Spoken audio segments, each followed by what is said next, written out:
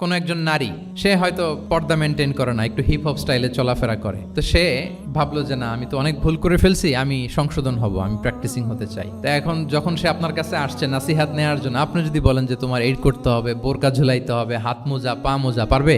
এ বলবে আগে যা ছিলাম ভালোই ছিলাম। তাকে একটু একটু করে বোঝাতে হবে, মানে এই হেজাব এটা কেন, হ্যাঁ, কাভারিং আওরা এটা কেন কেন এটা করতে, এটা বেনিফিটটা আগে বুঝালেন যে Islam consider women as a queen, নারীকে ইসলাম কি হিসেবে কনসিডার করে?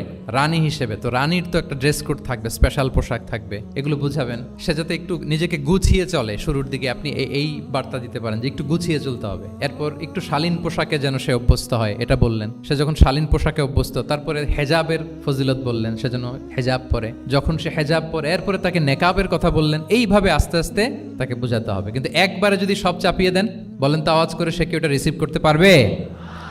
কারণ এই যে গ্রাজুয়ালিটি আর তাদাররুজ, এই সিস্টেম